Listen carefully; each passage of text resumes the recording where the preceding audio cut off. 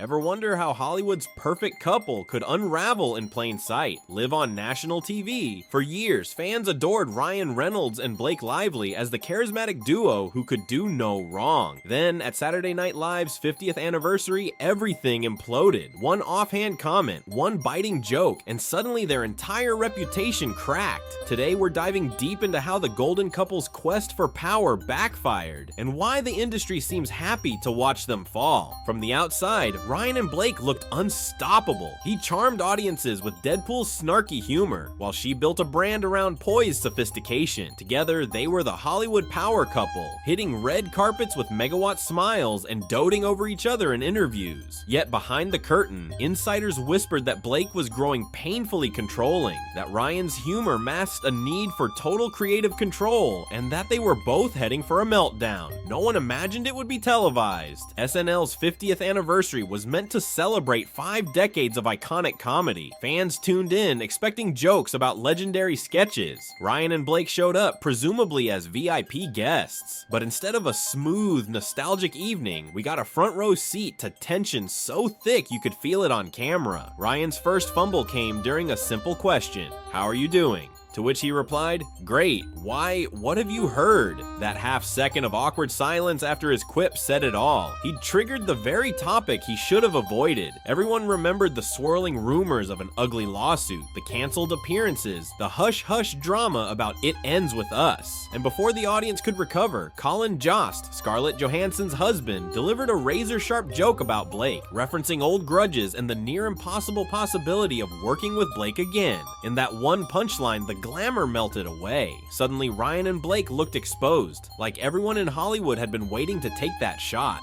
As if the public snub wasn't enough, a fierce legal battle was already churning off stage. Justin Baldoni, who secured the rights to Colleen Hoover's It Ends With Us, allegedly found himself pushed out of his own project by Blake and Ryan. Rumors hinted that Sony executives locked Baldoni out after Ryan, fueled by star power, demanded total creative control for Blake. The talk got uglier when fans spotted parallels in Deadpool's comedic bits that seemed to mock Baldoni's activism. What once read as classic Reynolds humor started looking like petty jabs from a powerful actor punching down. Blake didn't help her own case either. She'd long fashioned herself as a feminist champion, yet multiple insiders described her as dictatorial on set. Then came the infamous interview, where she congratulated a journalist on a bump when the reporter wasn't even pregnant. Suddenly, that polished exterior shattered. She came off as someone who bulldozed people without apology. The moment went viral, and so did her reputation. For years, it was easy to dismiss the gossip as typical Hollywood chatter, but when the SNL fiasco hit, it felt like a tipping point. People who tuned in for nostalgic comedy instead witnessed an on-air spectacle of humiliation. By the next morning, social media lit up with fans rehashing old rumors and new revelations. The talk wasn't, "Did you see SNL's 50th anniversary?" It was, "Did you see how they destroyed Ryan and Blake on live TV?" That single punchline from Colin Jost turned the spotlight on a deeper scandal, the lawsuit. No longer could Ryan and Blake keep the legal drama under wraps. All at once, fans learned about secret meetings and phone calls where Ryan allegedly maneuvered Baldoni out of the film. He deserves it. Some might have said if they believed the rumors that Baldoni was difficult to work with, but the scales tipped when evidence surfaced, suggesting that Ryan and Blake had orchestrated the entire push-out to gain full control, and humiliate Baldoni in the process.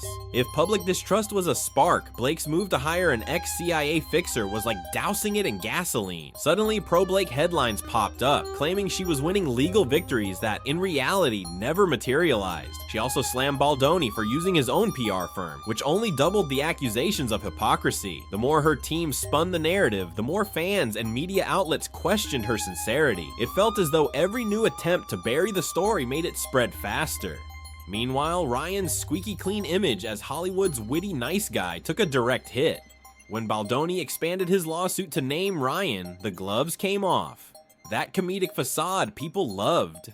Now it looked like a smokescreen for intimidation tactics. Sure, he'd cracked jokes on SNL, but no one was laughing anymore. Co-stars went silent, brand deals froze, and fans realized there was more to this Deadpool star than comedic tweets.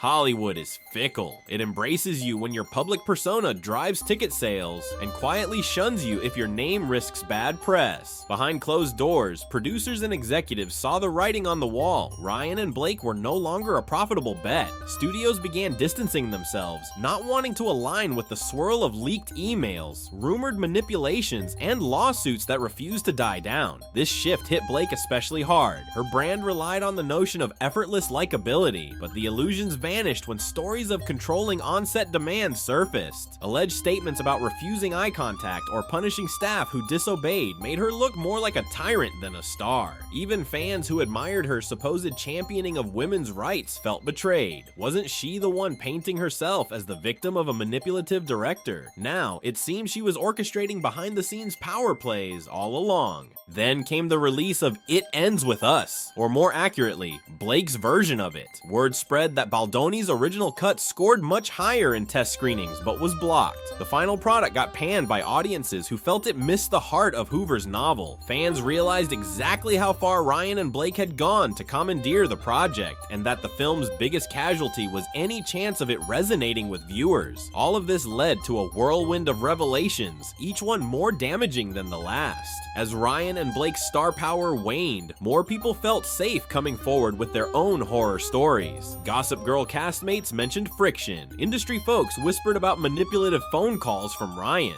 and the lawsuit raged on, shining a spotlight on every unethical move they allegedly made. By the time the dust settled, Ryan and Blake were fighting on multiple fronts, trying to salvage a failing public image, navigating a PR fiasco bigger than they ever anticipated, and fending off legal trouble that threatened their entire brand. The Hollywood that once embraced them, it seemed all too eager to show them the door.